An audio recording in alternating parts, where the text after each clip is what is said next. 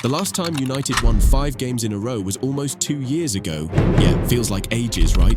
But now, under Ruben Amorim, they might just pull it off again. And honestly, even if they don't, it doesn't change one thing. Manchester United are finally back. Not in transition, not rebuilding, actually back. And I've got 6 solid reasons to prove it. So before you start yelling, it's too early, just hear me out. Since Sir Jim Ratcliffe doubled down on his trust in Ruben Amorim, saying the Portuguese coach would be staying at Old Trafford for at least the next 3 years, something finally clicked at United. They went to Anfield and beat the reigning champions Liverpool for the first time since 2016. Then they came home and finally broke their Brighton curse, a team that had beaten them 3 straight times at Old Trafford. And just before the international break, a clean 2-0 win over Sunderland made it 3 wins on the bounce. Now they're sitting 6th in the table, above Liverpool. Yeah, read that again. It's wild to think how far they've come. Remember that United fan who promised not to cut his hair until they won 5 in a row? The poor guy's probably rocking a full caveman look by now, because back when he made that joke, no one thought it'd take this long. Even Luke Shaw got laughed at when he said, "The aim has to be winning the Premier League." People called it delusional after what was literally United's worst season in history. And to be fair, it did look ridiculous when they started this season by winning just 2 of their first 6 games, including that 3-1 humiliation at Brentford. 14th place in September. Fans were fuming. Everyone wanted Amorim gone.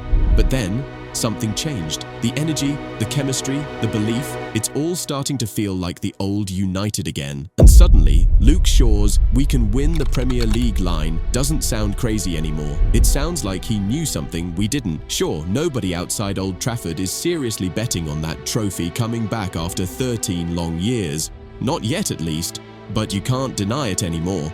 This is the best football United have played since Sir Alex left. And if you ask me, this doesn't look like a short-term bounce. Amorim's project is clicking faster than anyone expected, and there are plenty of signs he could hit Ineos's title in 3 years goal 2 seasons early. Let's start with reason number 1, that lethal Mbeumo and Amad combo.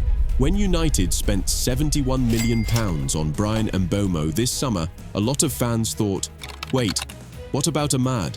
I mean, the guy was arguably United's second best player last season, right behind Bruno Fernandes, scoring screamers, bagging a hat-trick against Southampton, and that unforgettable winner at the Etihad. So yeah, people were nervous. But here's where Amorim deserves credit. Instead of choosing one over the other, he found a way to make both shine. He tweaked the system into a 3-4-3, pushed Amad slightly deeper into a wing-back role, and gave Mbeumo freedom higher up as one of the number 10s. And suddenly, it just clicked. Against Liverpool, Amad's outside-of-the-foot pass for Mbeumo's opener inside 2 minutes? Filthy. That's chemistry you can't coach. It's natural. Even Amad said it himself. They've figured each other out. When one pushes forward, the other drops back. Simple, smart, effective. They've even built a bond off the pitch, and you can see it every time they celebrate. The trust, the timing, it's all there. Mbeumo, by the way, might just be the signing of the summer. 6 goal contributions in his first 10 games, including that brace against Brighton. The guy's been electric. And yeah, both he and Amad will be off for AFCON in December. But if United can keep up with Arsenal till then, the second half of the season could be something special. Because when those two come back, oh, it's on. Now let's talk about reason number 2. Special Cunha. Matheus Cunha might have taken a little longer to get going than Mbeumo, but make no mistake, this guy's got something different about him. United paid £62.5 million for him back in June, hoping he'd finally be the answer to their long-running goal drought. I mean, the man bagged 15 goals for Wolves last season, a team that was fighting relegation, so expectations were sky high. But then reality hit. 8 games, 0 goals, a hamstring knock, and a few frustrated sighs from the fans. Still, here's the thing. Cunha wasn't playing badly. Far from it. You could see the quality every time he touched the ball. The intensity, the clever movement, the way he drives at defenders. It's that old-school Brazilian confidence, but with a bit of Premier League grit mixed in. He just needed that one goal to let it all out. And when it finally came, oh man, that strike against Brighton. Pure class. He curled it past Verbruggen, straight into the far corner, and you could feel the emotion as he sprinted toward the Stretford end.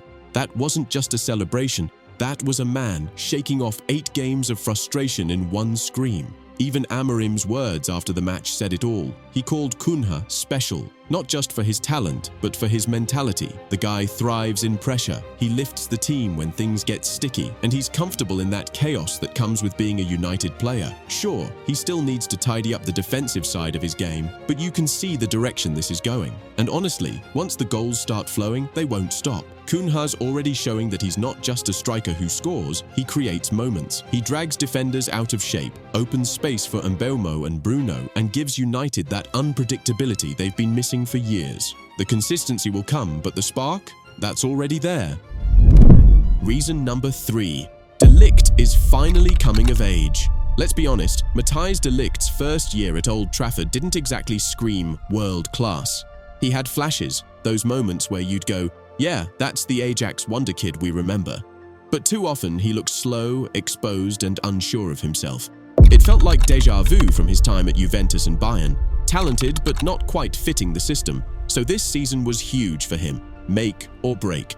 Either he steps up, or he fades out of the elite conversation for good. And guess what?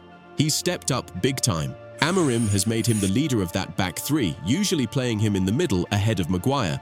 And honestly, it's paying off. He's been dominant in duels, smart with his positioning, and way more vocal on the pitch. You can actually see him commanding that line now. His passing still needs polishing.